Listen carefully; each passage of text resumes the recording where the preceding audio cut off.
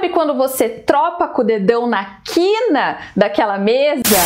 Febre e dor no geral são sintomas de uma infinidade de doenças. E agora, na pandemia de Covid-19, nos surtos de gripe, a gente tem visto as pessoas usando demais esse tipo de medicação. Medicações para controle de dor e febre, como paracetamol, dipirona, que são analgésicos simples e anti-inflamatórios no geral.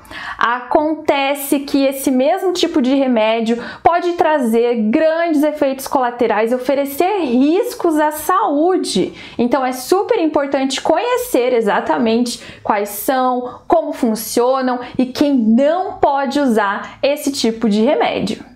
Meu nome é Vanessa Cristine, eu sou médica clínica geral docente de curso de medicina e você está no canal Hipocondria. Por aqui nós falamos de medicina pautada pela ciência com respeito à diversidade e defesa do SUS. Se você ainda não é inscrito, não é inscrita aqui no canal, aproveita para clicar aqui embaixo no botãozinho vermelho e se inscrever.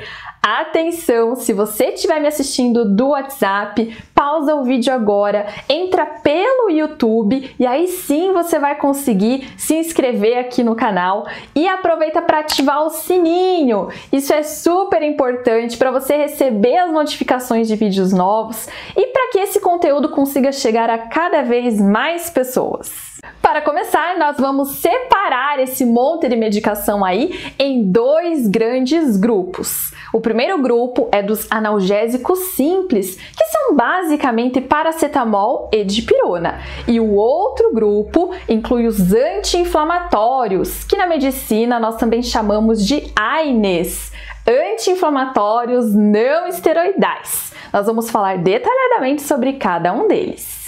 E a gente começa falando das principais indicações de cada um desses dois grandes grupos. Os analgésicos simples, que são paracetamol e dipirona ou dipironha para os mais íntimos, são indicados para casos de dor leve a moderada e para controle da febre. Lembrando aqui que a febre é a temperatura axilar acima de 37,8. Atenção! Dipirona e paracetamol não atuam no combate à inflamação. Para isso, existem os anti-inflamatórios. A inflamação é caracterizada por dor, aumento de temperatura local, vermelhidão e inchaço. Sabe quando você tropa com o dedão na quina daquela mesa ou quando você faz um corte na sua mão? O que acontece? Ela fica quente, inchada, com dor, às vezes você pode até ter febre, alguns calafrios. São todos sinais de inflamação e é contra esses sinais e sintomas que os anti-inflamatórios atuam. Os principais representantes desse grupo de medicamentos, dos ANES, são diclofenaco, ibuprofeno, cetoprofeno, nimesulida. Acontece que eu não vou falar aqui os nomes comerciais. Se você quiser relacionar aí com os nomes comerciais que tem lá na farmácia, você dá uma pesquisadinha aí no Google para você ter certeza de quem que eu tô falando. Esse tipo de medicamento está indicado em doenças inflamatórias, como por exemplo, dores musculares, entorses, machucados no geral, feridas, pós-operatórios, dores de cabeça mais forte, como por exemplo enxaqueca, crises de cólica renal, dentre outras causas aí de inflamação. Agora que você já sabe a diferença entre os analgésicos simples e os anti-inflamatórios, eu vou te contar exatamente quais são as contraindicações, ou seja, quando esses medicamentos não podem ser usados e quais são os principais efeitos colaterais deles. A primeira grande contraindicação que é comum a todos esses remédios é a presença de alergia a algum desses componentes. Ai, Vanessa, mas como é que eu vou saber se eu sou alérgica a algum medicamento? Infelizmente, a gente só sabe que é alérgico a algum medicamento depois de ter tomado alguma vez. Acontece que quando você já é um adolescente, um adulto, dificilmente você nunca tomou um analgésico ou um anti-inflamatório na sua vida. Então, geralmente você sabe que é alérgico a dipirona, por exemplo. Mas tem um fator que pode atrapalhar nisso, que é justamente quando você vai comprar esse tipo de medicamento por conta e acaba comprando o nome comercial de alguns compostos aí, como por exemplo esses aqui, olha, que tem vários compostos no mesmo remédio. Geralmente são remédios aí que terminam com Ax, Lax, né? Eu sei que você conhece, eu sei que você sabe do que eu tô falando aqui, né?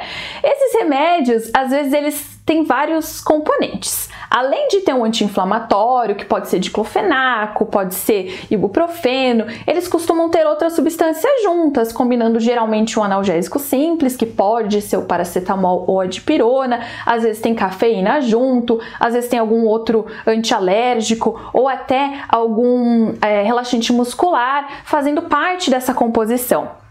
E é aí que mora o perigo, porque às vezes você tá lá, vai comprar pelo nome comercial e você não tem muita certeza do que tem lá dentro, a menos que você pergunte por farmacêutico, que você leia bem a embalagem com atenção, para daí descobrir se lá não tem um componente para o qual você é alérgico. Então, esse é a primeira recomendação que eu tenho para fazer para vocês, né? É atenção com os princípios ativos que compõem o medicamento que você está comprando, porque às vezes ele não tem só uma dessas substâncias, ele tem vários componentes e é importante você saber se você não tem alergia a algum deles. Agora eu vou falar das principais contraindicações de cada um desses analgésicos simples e anti-inflamatórios. Vamos começar pela dipirona. Você sabia que tem alguns países em que não é permitido vender dipirona? Ela simplesmente não é usada? Sim, e sabe por quê? Porque ela tem um potencial de causar um efeito colateral que é alterar a produção de células sanguíneas do nosso corpo, fazendo o que a gente chama na medicina de uma aplasia da medula óssea ou o que é chamado também por uma condição de agranulocitose. Acontece que essa condição clínica, esse efeito colateral, é muito raro. Particularmente, eu nunca vi isso acontecer, mas sim, pode acontecer. Se você for ler na bula, tá descrito que isso pode acontecer. E aí é mais um motivo para que você tome esse tipo de medicamento sempre com uma orientação médica para que possa estar atento a algum efeito adverso como esse que possa ocorrer. Agora, tem um outro sintoma, um outro efeito colateral que é muito mais conhecido, assim, as pessoas no geral sempre falam, que é, a dipirona causa pressão baixa, não posso tomar dipirona porque baixa a minha pressão, fico tonta, passo mal e tal, né? Vamos entender o que é essa pressão baixa na dipirona. Quando administrada na veia, né, quando na forma intravenosa, se for feita muito rápida essa medicação, às vezes pode sim dar algum mal-estar e fazer pequenas alterações na pressão arterial, podendo abaixar ou até subir a pressão.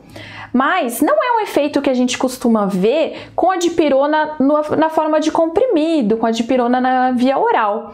Até porque, se a dipirona fosse um bom medicamento para abaixar a pressão arterial, a gente usaria no tratamento da hipertensão, não é? E não é o caso, a gente não usa dipirona no tratamento da pressão alta. Então, no geral, não é um efeito que você precise se preocupar. Vamos falar agora do paracetamol. Assim como a dipirona, é um analgésico simples que combate dor e febre basicamente. Agora, o paracetamol, gente, sim, já pode trazer alguns danos aí. A gente tem que ter muita atenção, principalmente para as pessoas que têm problemas no fígado. Então, quem tem cirrose, quem tem dependência de álcool, quem tem uma hepatite crônica ou outra doença do fígado, não deve fazer uso desse tipo de medicação, especialmente sem uma observação médica rigorosa. E atenção, o paracetamol pode fazer uma hepatite, uma inflamação no fígado fulminante e levar até a necessidade de um transplante hepático. Isso quando não for usada na dose correta. E às vezes acontece, a pessoa faz automedicação, ela toma um comprimido, viu que não fez efeito ou que não baixou a febre como queria, vai lá tomar outro e corre o risco de se intoxicar. Então, muita atenção, o paracetamol pode ser usado no máximo 3 comprimidos ao dia. A gente costuma ter comprimidos de 500 mg e de 750 mg. Se for o de 500 mg, até 4 comprimidos por dia. O de 750, até 3 comprimidos no dia, para ser uma dose bem segura para você usar aí sem maiores riscos de comprometer o seu fígado. Finalmente, chegamos à classe que dá mais efeitos colaterais, mais riscos de eventos adversos. São os anti-inflamatórios. Os anti-inflamatórios atuam no nosso corpo inibindo a produção de substâncias responsáveis por causar a dor, a febre, o vermelhidão, o inchaço, ou seja, a inflamação. Acontece que para fazer isso, ele acaba dando alguns efeitos colaterais, como reduz a proteção natural do nosso estômago e, por consequência, pode levar a gastrites e formação de úlceras. A mesma proteção também é tirada lá do nosso rim, podendo levar a uma insuficiência renal. Então, só com isso a gente já conclui que os anti-inflamatórios não devem ser usados por pessoas que têm problemas estomacais ou que já tenham algum grau de insuficiência renal, especialmente pessoas idosas. A própria idade já faz com que o rim trabalhe um pouco menos e aí oferece maior risco ainda para esse grupo. Um outro problema dos anti-inflamatórios são alterações na pressão arterial. Então, às vezes a pessoa tem problema de pressão alta, não está controlada, tem dor por algum outro motivo, né? Uma artrite, uma artrose, uma dor nas costas, que é muito comum, dor de cabeça, e vai lá, taca anti-inflamatório para dentro. Aí essa pressão não controla e aumenta mais ainda o risco de eventos cardiovasculares, ou seja, de ter uma complicação aí com infarto, com AVC, por não controlar direito a pressão alta. Então, é outro grupo aí, os cardiopatas, pessoas hipertensas, são outro grupo aí de pessoas que precisam cuidar muito com o uso de anti-inflamatórios. Por último, os anti-inflamatórios também não devem ser usados para pessoas que têm tendência a sangramentos, ou seja, pessoas que tenham plaquetas baixas, que tenham problemas na coagulação sanguínea ou que estejam com suspeitas de dengue.